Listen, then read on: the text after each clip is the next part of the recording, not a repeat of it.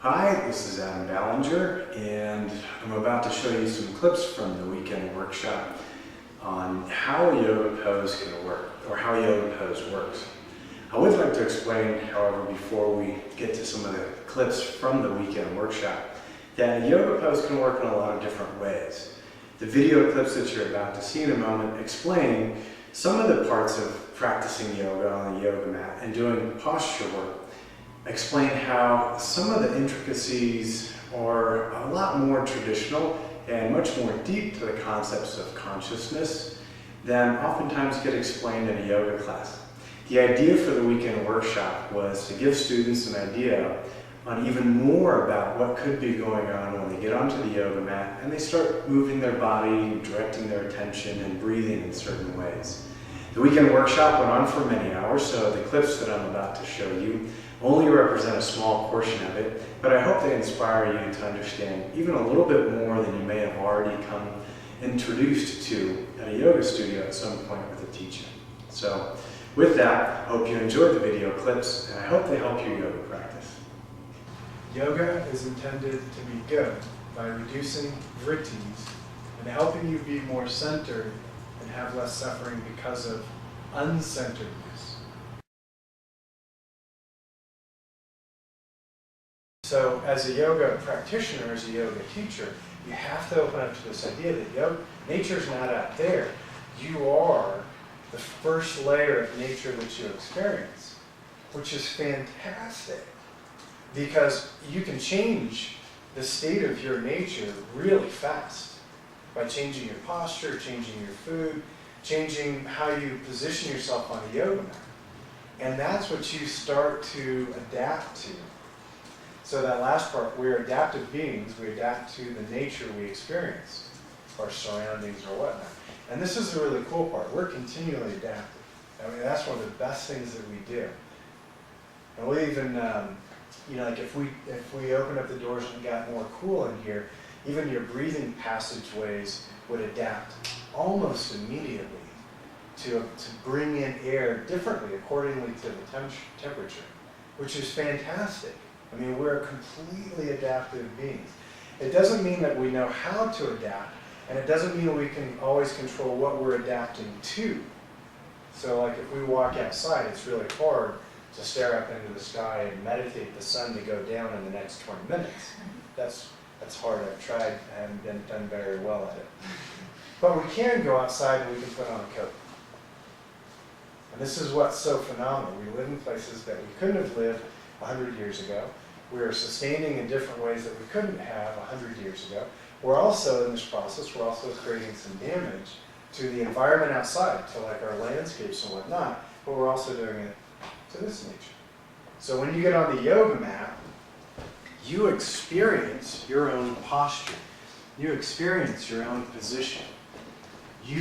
When you take a pose and you do a lunge and you stretch up, you experience that pose, you experience the intricacy of the setting of your bones and joints, and we're going to talk even more and more about this.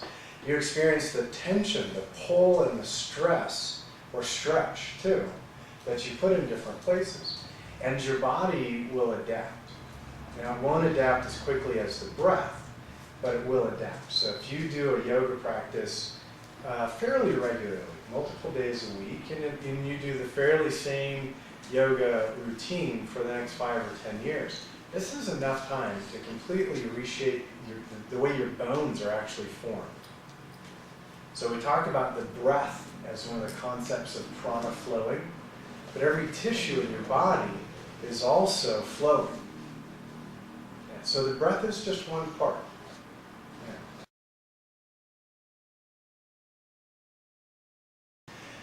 You can say that yoga is about cultivating a more harmonious nature that helps us develop more karmically positively. And then I'm going to put up, if you're not used to yoga stuff, this word, and the word I'm putting up there is vritti. So to be more positively, karmically in tune, you have less vrittis. And this is a word that if you're not used to using it and you're not a yoga teacher and whatnot, I would put it in your repertoire because it's a fantastic word. A vritti is basically a disturbance that is probably a negative disturbance. And if you've ever noticed this, where like you should be able to do something, you're doing a task that you do regularly, but for some reason you're having an issue with it, and you stop and you pay attention, and you're just really having a tough time that day.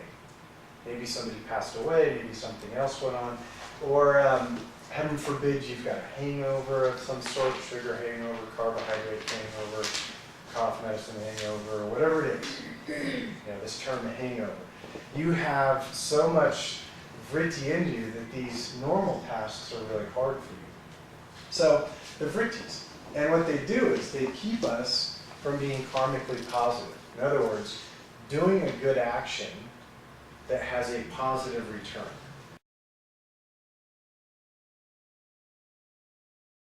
This picture right here is, it kind of has this cool person with chakras, and you don't have to read the small stuff. But it's got these layers. Kind of looks like an atomic bomb or something. And this is an illustration of the koshas. And this is another yoga concept. And the koshas is this attempt to describe you as a being that has different layers of consciousness. And by consciousness, I don't mean like alertness, not like you're unconscious or you're conscious. But consciousness is kind of like ethereal, almost nature or spirit-oriented type thing. That you're a conscious being. Even when you're asleep, you're still a conscious being, even though you're unconscious. So they describe it in multiple layers. And so the outside is this meat and food layer. When you get on the yoga mat, that's the most gross layer you're working with. So when we go to stretch your hamstrings and your hamstrings and your hamstrings and your hamstrings may all be different, but you're all working them. Is that each one of these layers of consciousness impact each other. They impact the next layer of consciousness. They impact the deeper layers of consciousness. Walk outside right now, if you have the right equipment, we could actually measure water in the air. There is water in the air. But if you step down on that little porch out there and I said, well, tell me about the water that you see out there. You'd probably say, I don't see any. Kind of like that deep layer of consciousness. But that iceberg, tell me about the water you see out there. Giant frozen chunk. Absolutely identifiable. Not even moving, not flowing, feeling like it's not moving anymore.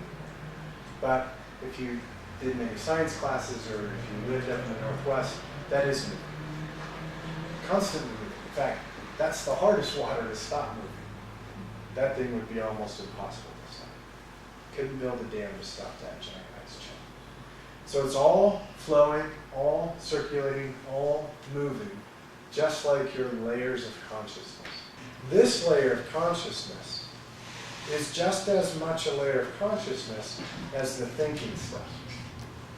And if you think that the thinking stuff is all that important, remember there's stuff deeper and beyond that that is harder to identify. This right here, I mean, you can't argue, well, you can't argue nowadays, which would be really fun, but harder to argue that this is here. So that deep, deep layer of consciousness, super consciousness, nature consciousness, God consciousness, it's in there too, even if you don't think that you can witness it. And they're intermingled. So if I do something here, it has an effect deeper. If I sit down and meditate, if I do a good job at it, even with poor body posture, that meditation could have a positive effect out to this layer of consciousness. So they reverberate back and forth. What I do here has an effect going in.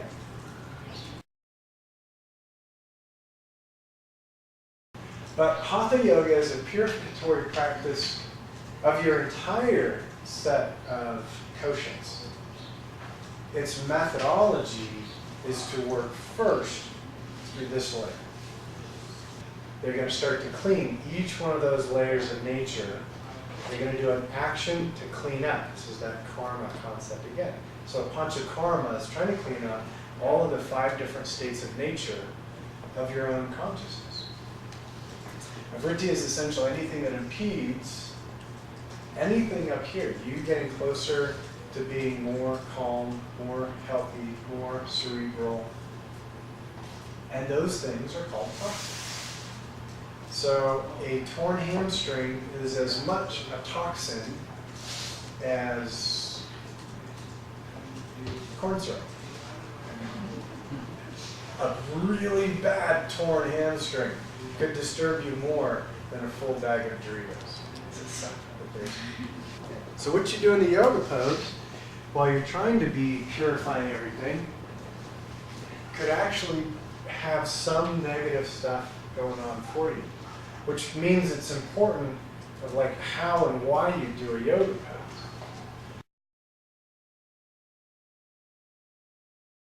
Metabolism is not an easy singular term, but one way to put it is the rate at which you consume, assimilate, and remove. So it's not just like how you burn stuff up, but it's also like what you put in. And then how you integrate it into your system. Because not everything that you eat gets pooped out. Some of it gets turned into bone, connective tissue, muscle, gets turned into brain tissue, gets turned into all sorts of stuff. If it gets turned into bone, like if you had a glass of milk and a little calcium piece or a magnesium piece or whatever got turned into some connective tissue or bone or whatever, that might be with you for years and years and years. So this rate at which it flows through you might take a long time. So metabole, I don't think I said that right, but the Greek is basically to change. And we could try to change without adding something new, but we can't actually live without adding new stuff. So this change has a whole cyclical flow. What do you need to change, and what's keeping you from this? And the thing that's keeping you from changing what you need to change or would like to change is probably your frequency. Whatever it is, some sort of torquing, whether it's in physical consciousness or in cognitive consciousness, something has taken something and enabled or hindered you from being able to make that shift. That kind of make sense? You need, and try to use some words that might seem familiar. First, you have to have discipline, and for yoga, we'd say you might have to have a discipline, and that would be a yoga practice. So you have to have a yoga practice, and if you have a yoga practice, you probably have some postures. Most of us start off by doing sequence work. So most of us will start off doing some sort of a class or just following what the teacher says, and we're doing sequence work. And you have to have that. If you don't have that, there's no need in really talking about what to change within the sequence. So tapas gets related to fire. It's related to the concept of fire, because classically fire is an element related to an intense catalyst for changing something. We might have to break down what you walked into the studio with. If you walked into the studio with this propensity to like have your hips out, or this propensity, we're going to need to digest that. We're going to need to break it out, to break it down. Because otherwise, we can't let that part go and add something new in.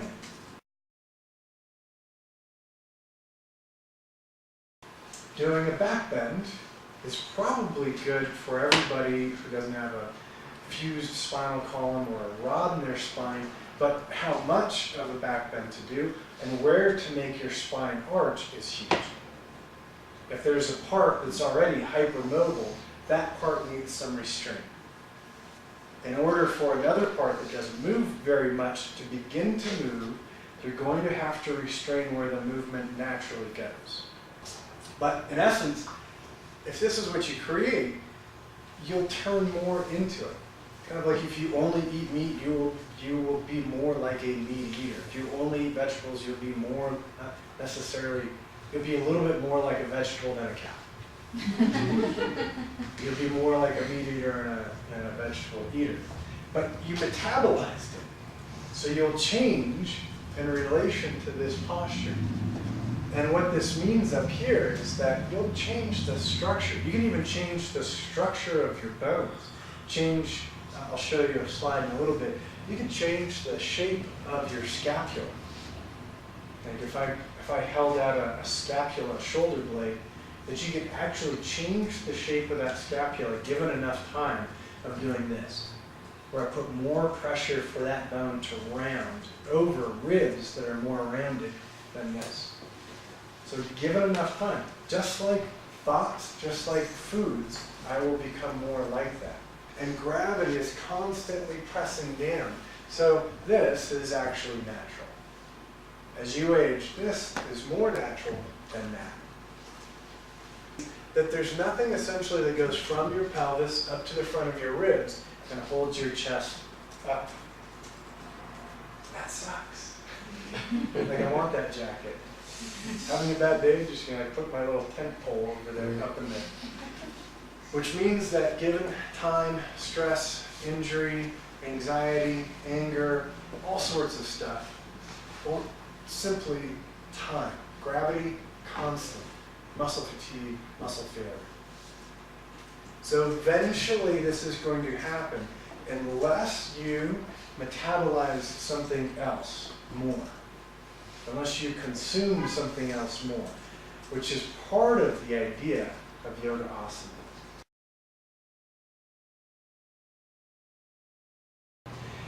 Delight from less vritti.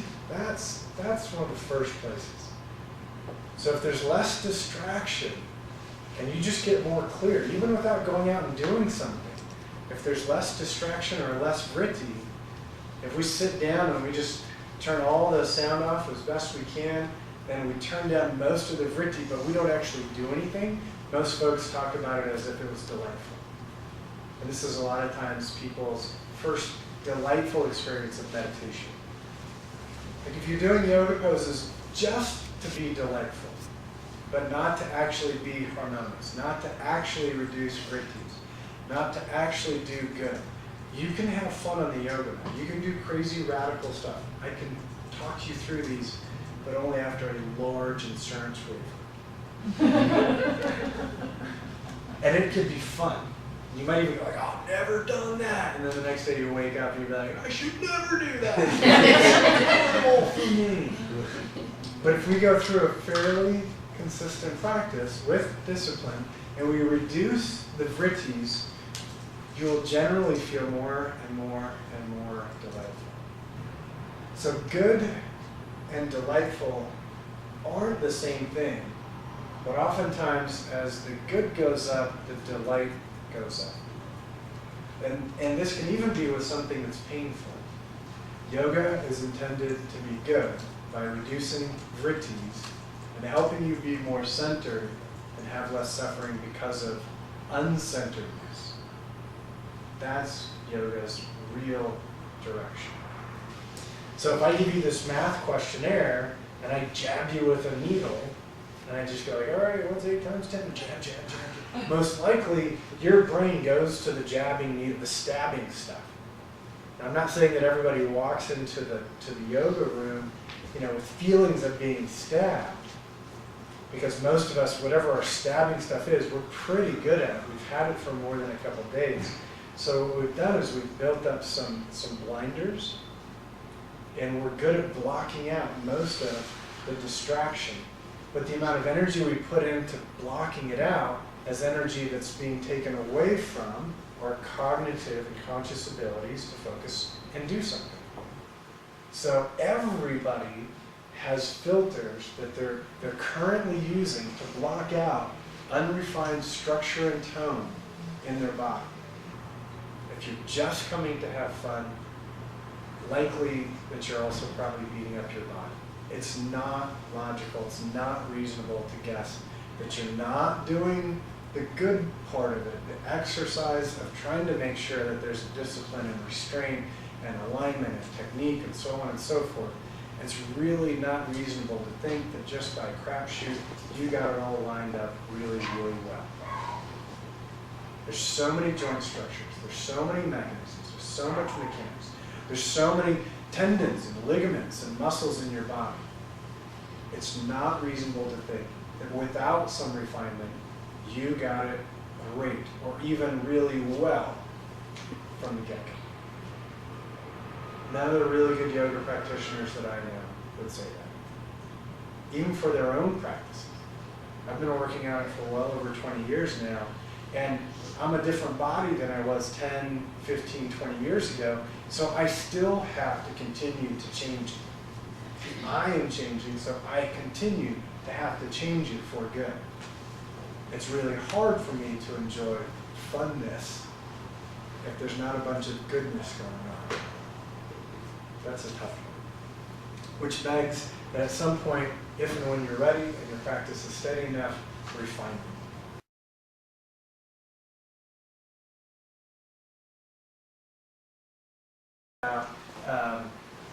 What is prana?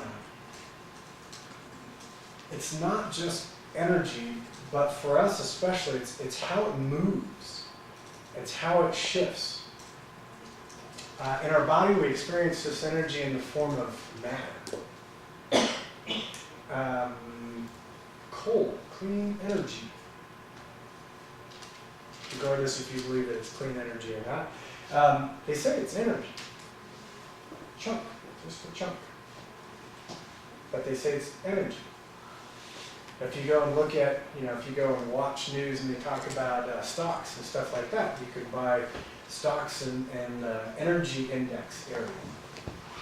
So we look at sunlight now, which is kind of nice. We look at gas, we look at coal, we look at other sources too, but we call them all energy.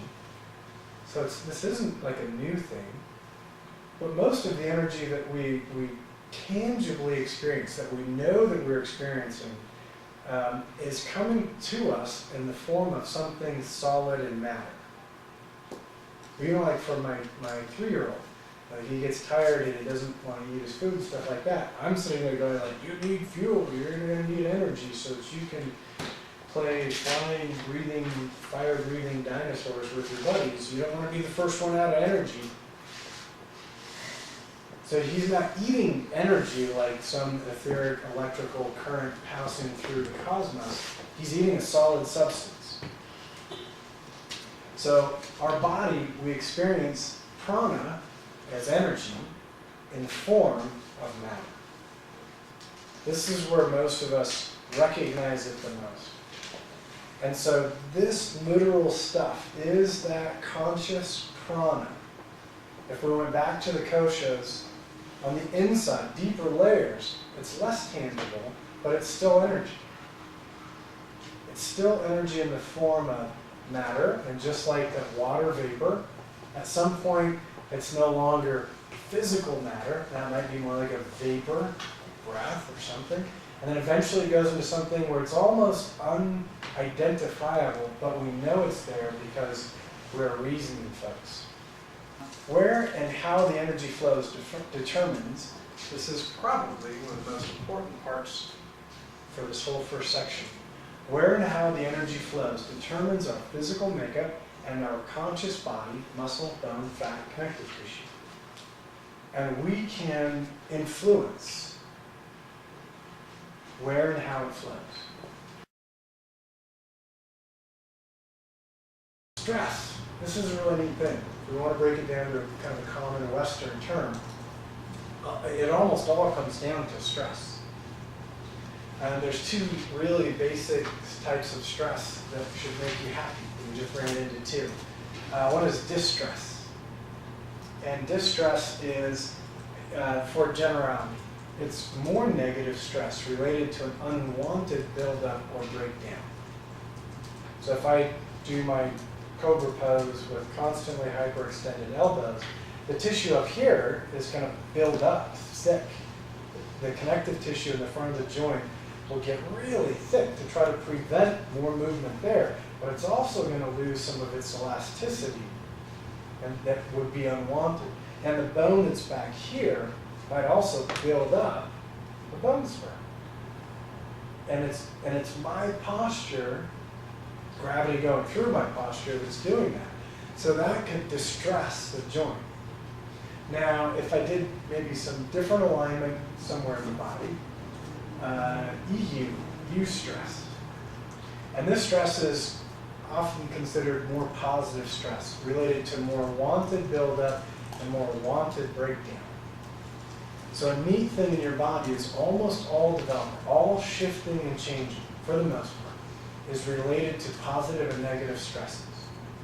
But the bone will actually adapt to this stress. And one of the explanations for it, and this one actually talks about the change in the angle of it, and then down here, the bone spurs. And that's not a hard thing to explain, but I don't want to take up too much time. Down here, this is a little bit more of an illustration about bone matrix, and a really healthy one would be more dense, and one that's osteoporotic would be much more porous. And this isn't very complete either, because if you look at the curvature here, there's more weight on the front of this vertebrae than the back. And if there's only a total amount of rebuild that's going to happen within this one vertebrae, because there's more weight here, the body will try to compensate for it. It won't be able to correct it, but it'll try to adapt and compensate for it. So the porousness would be more intense towards the back, and it would actually put more of the dense bone mineral density towards the front, where it's more weight bearing. It might not be enough, but if you were to look at that one vertebrae, it would be thicker in the front. So it's still trying to adapt, to try to help preserve the structure, not correct it, but to preserve it. Bone, like some other tissues in the body, break down or rebuild in accordance with, amongst other things, I think this is totally cool if you're a yoga nerd, the electrical charges around the cells. So this is related to Wolff's law, that there will be more bone distributed here than back here. And the explanation for this is related to a piezoelectric effect. Okay. And the piezoelectric effect means that when you press here, the charges between and around the cells is more intense than back here. And we can even look at this as it relates to muscles, and we can look at it as it's related to cartilage, some of the cartilage. We can look at it as it's related to fascia as well. And so if I sit here and I do bicep curls over and over and over again, even the connective tissue at the top and the bottom of, just say like the bicep, the connective tissue doesn't have the same muscle fiber that's going to build and shrink related with nutrient and blood circulation and stuff. But down here, the way that connective tissue is going to build is just by how much tension has been pulling on it, and the change in the electrical charge, and that's going to tell that connective tissue to essentially get thicker, more dense in some ways, in different places, more elastic, and in some places more like bone or more like dense cartilage or like leather.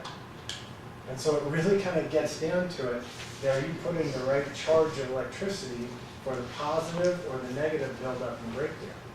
So your body literally builds up and breaks down based on how the energy around the cells are experiencing the nature that's going on. Well, I hope you liked some of the clips from the weekend workshop. There's so much more that could have been added to this. And even to try to summarize the parts that were presented here only represent a small portion. So the video clips, hopefully they brought into your practice an idea about how a distraction is in your body and how that can relate to a distraction in your mind and vice versa, and what this might mean for your presence of being. In the human body, we start to see how it accumulates and builds up and breaks down, even in our muscle tissues and our bone tissues and our connective tissues in different ways. And then when you get on a yoga mat, we can influence that quite a bit. We are constantly in the play of how our body rebuilds itself and breaks it down. The stuff that gets broken down is hopefully stuff that we don't need much anymore, or may have even been in our way for more clear present consciousness and clear thinking and clear being. Something that appears to be not so healthy in our muscle tissue or our connective tissue or our bone tissue probably also has an impact on our thinking and our mind. We don't usually talk about the mind as having thinking tissue in the same way that we talk about our body as having body tissue, but essentially it has a buildup and a breakdown and a substance that holds something that either impedes us or helps us to be more present. So our work on the yoga mat through our body is really a work through a layer of consciousness, just like through layers of our mind and layers of thinking consciousness. So it's very complex and it's quite a wonderful practice to undertake. And I hope that some of this made it a little bit more clear. If it made it even more confusing, watch it again a couple times, go to your local classes and practice, and see if some of it starts to make sense. The way we align our body, the way we put it onto a yoga mat, the way we direct our thoughts, the way that we direct our breath is intricately and specifically related to how we break down who and what we are, from our thoughts to our physical presence, as well as what we build up in return. We hope to build up the best substance that doesn't get in the way of clear consciousness. And then at some point, we're going to have to let go of almost all of that. So when we don't let go of it in time, we get to the yoga mat and we can breathe it out, we can stretch it out, we can condition it out, we can turn up our metabolism and change that rate of speed of which we turn over the tissues of our body and the thoughts of our mind. And if we do that well, we're constantly replacing our old self with a new self that is just as good or even better. So hopefully I will see you soon, or you will enjoy a yoga class somewhere. Thank you very much, and have a great afternoon.